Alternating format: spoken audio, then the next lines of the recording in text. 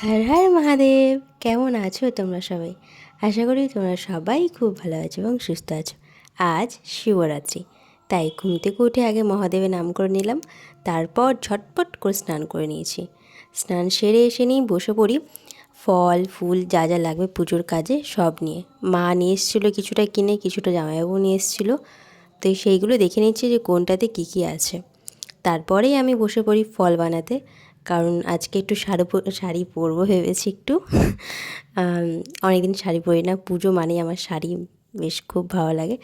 তাই যা যা ফল ছিল সব কিছুর থেকে অল্প অল্প করে কিছুটা বানিয়ে নিয়েছি, কারণ সব একবারে যদি আমি বানিয়ে নিই তাহলে ওগুলো লাল হয়ে যায় কিছুক্ষণ রাখলে পরে।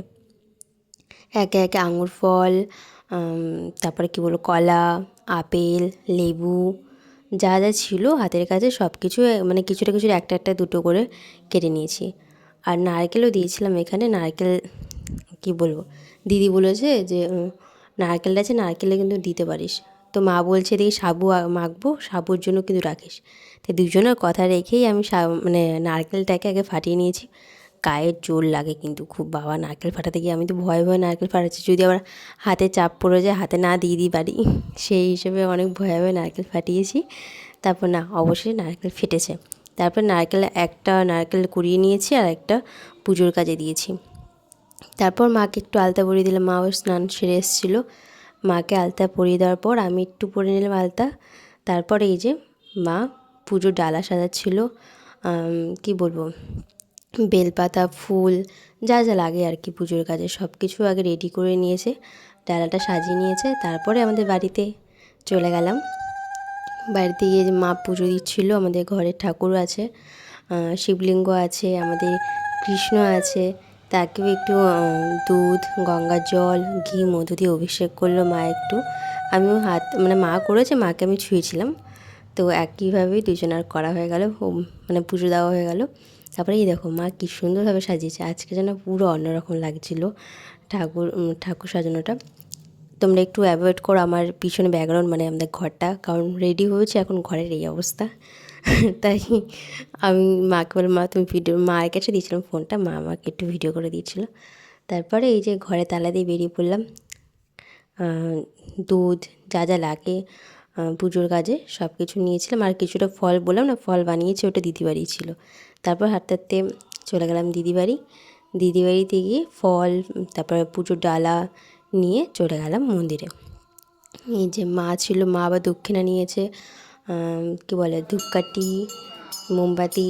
এটা নেওয়া ছিল না, মা কিনতে গেছিলো, কিনে নিয়ে এসছে। তারপরে দুজন মিলে বেরিয়ে পড়লাম মন্দিরের উদ্দেশ্যে। এখানে এই একটা মন্দির আছে খুব সুন্দর। আমরা যেই টাইমটা গিয়েছিলাম ঠাকুরের কৃপায় ওই টাইমটা পুরো ফাঁকা ছিল, আর দুজন মিলে খুব মন ভরে পুজো দিয়েছি ঠাকুরের। বিশ্বাস করো, এরকম কোথাও মানে এতদিন পুজো দিয়েছি কখনো, মানে আমাদের গ্রামে আমরা যেখানে থাকতাম ওখানটায় পোড়ামহেশতলা, ওখানে খুব ভিড় হয়, প্রচুর ভিড় হয়, সকাল থেকে বড় রাত অবধি প্রচুর ভিড় হয়। মানে এত লোক থাকে, তুমি ঠিক মতো দাঁড়িয়ে পুজো দিতে পারবে না। আর এটা খুব জাগ্রত একটা মন্দির। তো সেখানেও আমার যাওয়ার ইচ্ছা আছে, যদি ভগবান চায় সত্যি আমি ওখানে আরেকবার যাব, গিয়ে জল ঢেলে আসবো।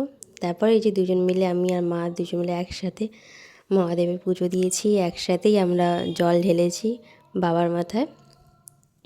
তারপরে এই যে আকন্দ ফুলের মালা পরিয়ে দিলাম মহাদেবকে। আমার সচরাচর মালা হয় না, এইবার মা গেছিলো বাজার থেকে, মা কিনে নিয়ে এসেছিলো মালা। আর আমরা যে দেখেছো পুজো দিয়ে বেরিয়েছি, অমনি কত লোক, ভালোই ভিড় হয়েছে আমরা পুজো দেওয়ার পর। তারপরে ঠাকুরের সামনে, মানে মন্দিরের বাইরে ওখানটা দিয়ে ধূপকাঠি মোমবাতি জ্বালিয়ে দিয়েছি, ভেতরে তো দেওয়া যায় না, তো বাইরেই দিয়েছিলাম। আর এত হাওয়া দিচ্ছিলো, ধরতে চাইছো না, অনেক চেষ্টায় ধরেছে। তারপর মা আসলো, মাকে কিছুটা দিলাম ধূপকাঠি মোমবাতি। আমি বললাম যে ঠাকুরকে দেখিয়ে আসি, মহাদেবকে একটু দেখালাম। আর তার পাশেই ছিল বজরংবলী, সেখানে দেখেছি। সেই বজরংবলীর এখানে গেটটা দেওয়া ছিল, তো ভেতরে হয়নি, বাইরের থেকেই ঠাকুরকে ধূপকাঠি দেখিয়ে দিয়েছি আর ফুল দিয়েছিলাম।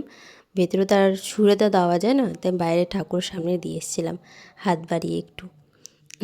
আর সামনে একটা বুনু ছিল, ও ভিডিও করে দিয়েছিল। এই যে যাকে আমি প্রথমে প্রসাদ দিয়েছি, ওই বুনুটা আমাকে ভিডিও করে দিয়েছিল। তো ওর সাথে অনেকক্ষণ গল্প করছিলাম, আমাকে অনেক কিছু জিজ্ঞাসা করছিল।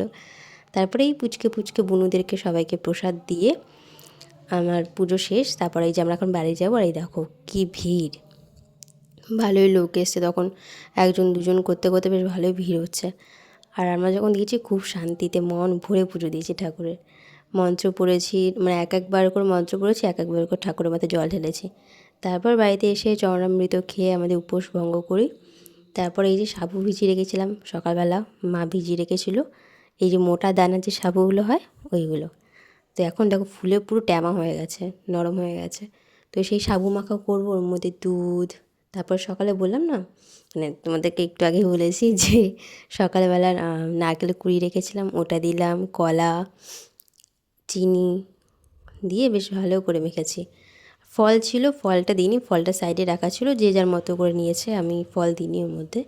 আর আমি সাবু মাখাটা খুব একটা খাই না অবশ্য, এই শিবরাত্রির দিনই আমি খাই, তাও অল্প করে, খুব একটা আমি খেতে পারি না সাবু, কিন্তু আজকে একটু খেয়েছিলাম। আর আজকে কিন্তু মানে এইবার শিবরাত্রি 2 দিন তিথি পড়েছিল, আমরা প্রথম দিন দিইনি, প্রথম দিন রাতের বেলা পড়েছিল। আর রাতের বেলা হতো না, মা কাজে গেছিলো, কাজ থেকে এসে আবার পুজো দেবে, মায়ের কষ্ট হয়ে যাবে, এই জন্য আমি প্রথম দিন আর দিইনি, দ্বিতীয় দিনই দিয়েছিলাম, খুব মন ভরে দিয়েছি পুজো। আর রাত্রেবেলা চলে গেছিলাম সেই মন্দিরে যেখানে আমরা পুজো দিয়েছিলাম। কী সুন্দর সাজিয়েছিল ঠাকুরটাকে, দেখো কী সুন্দর লাগছে না, একটা অন্যরকম রূপ মহাদেবের। আর এখানে গিয়ে এই যে খিচুড়ি লাইন, খিচুড়ি প্রসাদ দিচ্ছিলো এখানে, পুকি, আমি, মা গেছিলাম, এই দেখো প্রসাদ নিয়ে এখন বাড়ি যাচ্ছি, গিয়ে এখন প্রসাদ খাবো। তো আজকের ভিডিও অবধি তোমাদের কেমন লাগলো অবশ্যই জানিও।